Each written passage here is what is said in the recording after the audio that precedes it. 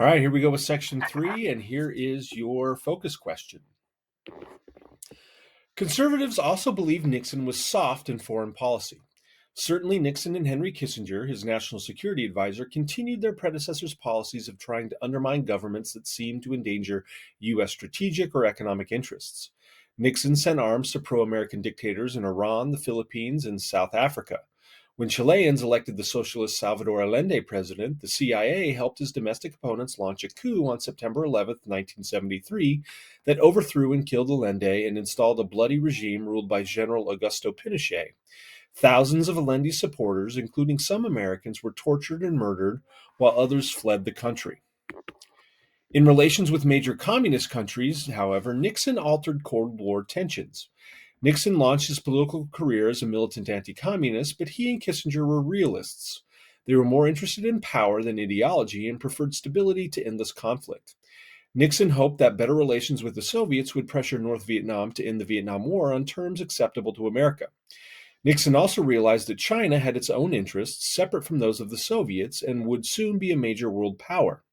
In early 1972, Nixon made a highly publicized trip to Beijing, which led to China's finally occupying its seat in the United Nations. Although full diplomatic relations with China were not established until 1979, Nixon's visit sparked a vast trade increase between the U.S. and China. 3 months after his China trip, Nixon became the first president to visit the Soviet Union, where he negotiated with the Soviet Premier Leonid Brezhnev. The talks led to increased trade and two landmark arms control treaties: the Strategic Arms Limitation Talks, or SALT, which capped each country's arsenal of intercontinental ballistic missiles with nuclear warheads, and the Anti-Ballistic Missile Treaty, which banned the development of systems for intercepting incoming missiles. Nixon and Brezhnev declared a new age of peaceful coexistence in which détente, or cooperation, would replace Cold War hostility. In his 1968 campaign, Nixon pledged that he had a secret plan to end the Vietnam War. Once in office, he declared a new policy called Vietnamization, in which U.S. troops would gradually be withdrawn while South Vietnamese troops, backed by U.S. bombing, would take up combat. But Vietnamization did not limit the war or end the anti-war movement. In early 1970, Nixon ordered U.S. troops into neutral Cambodia in order to disrupt supply lines to the south.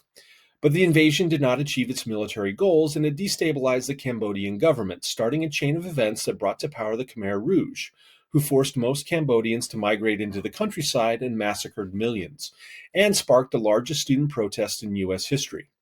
In a demonstration at Kent State University, the Ohio National Guard killed 4 anti-war protesters. At Jackson State University, 2 students were killed by police. More than 350 colleges and universities had student strikes, and 21 campuses were occupied by troops. Simultaneously, troop morale dropped. Although all young men were subject to the draft, most college students received deferments. The Army was mostly composed of working-class whites and poor racial minorities. Blacks complained of having disproportionately higher casualty rates than white soldiers. And the military was not immune from domestic, social, and cultural changes. More and more soldiers wore peace and black power symbols, used drugs, refused orders, deserted, and assaulted and killed unpopular officers. The erosion in discipline convinced many high-ranking officers that the United States had to pull out of Vietnam. At the same time, public support for the war declined. Revelations in 1969 that U.S. forces had committed a massacre of some 350 civilians at My Lai the year before shocked the nation. In 1971, the New York Times published the Pentagon Papers, a classified government report that traced U.S. involvement in Vietnam back to World War II and showed how more than one president had misled the American public about it. The Supreme Court rejected Nixon's effort to suppress the paper's publication. In 1973, Congress passed the War Powers Act, which limited presidential authority by requiring congressional approval for troop commitments overseas. In 1973, Nixon sealed the Paris Peace Agreement and started to withdraw U.S. troops. The compromise left South Vietnam's government intact, but it also left North Vietnamese and Viet Cong troops in control of parts of the South. U.S. bombing stopped and the draft ceased. But the North Vietnamese launched a final offensive in 1975 that toppled South Vietnam's government. The U.S. evacuated its embassy, and Vietnam was reunified under communist rule. The Vietnam War was a military, political, and social disaster in which 58,000 Americans were killed, along with 3 to 4 million Vietnamese. The war cost the U.S. $100 billion, but the higher cost was to Americans' confidence in their own institutions and their nation's ideals and purposes.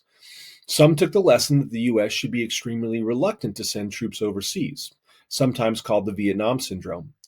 Policymakers behind the war, such as former Defense Secretary Robert McNamara, have since said the war was a terrible mistake.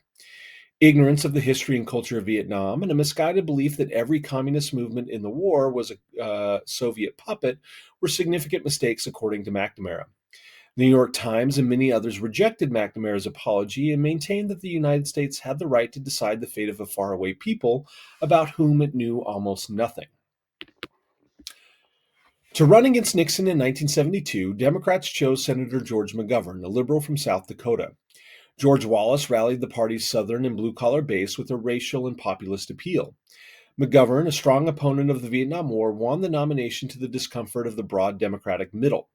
Many Democratic voters stayed home or voted for Nixon. The loyalty of white Southerners and northern white working-class voters to the party of FDR could no longer be taken for granted. Nixon's triumph was succeeded by disaster. Nixon was obsessed with secrecy and did not tolerate differences of opinion. He viewed critics as national security threats and created an enemies list of unfriendly reporters, politicians, and celebrities. When the Pentagon Papers were published, Nixon established a special investigative unit in the White House known as the Plumbers to get information about Daniel Ellsberg, the former government official who had leaked the papers to the press. The Plumbers raided Ellsberg's psychiatrist's office to discredit him. In June of 1972, 5 former employees of Nixon's re-election committee were caught breaking into the Democratic Party headquarters in the Watergate apartment complex in Washington, D.C., and were arrested. The arrests did not affect the 1972 presidential campaign, but in 1973, the judge presiding over the prosecution of the Watergate 5 tried to find out who was behind the break-in. Washington Post journalists revealed that persons close to Nixon had ordered the Watergate operation and tried to cover up Nixon's involvement. Congressional hearings soon revealed a wider pattern of wiretapping, break-ins, and attempts to sabotage political opponents. A special prosecutor appointed reluctantly by Nixon, Archibald Cox, demanded copies of tapes that the president had made of his conversations. When Nixon offered for a chosen senator to hear the tapes instead of turning them over to Cox, refused and was subsequently fired. Attorney General Elliot Richardson resigned in protest. These events, known as the Saturday Night Massacre, further undermined Nixon's standing. The Supreme Court ordered Nixon to provide the tapes, reaffirming that presidents were not above the law. The scandal unfolded for weeks, and by mid-1974, it was obvious that Nixon had ordered at least the cover-up of the Watergate break-in. It was unclear whether he had ordered the break-in itself. In August of 1974, the House Judiciary Committee voted to recommend that Nixon be impeached for conspiracy to obstruct justice.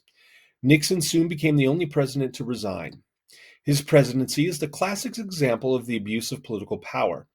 In 1973, Nixon's vice president, Spiro Agnew, resigned after it was revealed he took bribes from construction firms. Nixon's attorney general and 2 aides were convicted of obstructing justice in the Watergate affair and went to jail. Nixon insisted he did nothing wrong and that previous presidents also lied and conducted illegal activities.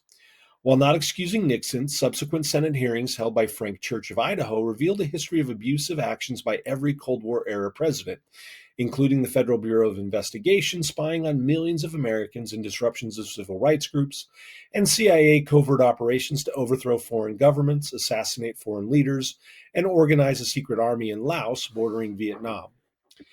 The Church Committee revelations, along with the Watergate, the Pentagon Papers, and the Vietnam War, seriously eroded Americans' confidence in their government. Congress soon placed restrictions on the FBI and CIA, which banned spying on American citizens and overseas covert operations without congressional knowledge. Congress also strengthened the Freedom of Information Act, first enacted in 1966. Since 1974, the FOIA has allowed access to millions of pages of records of federal agencies.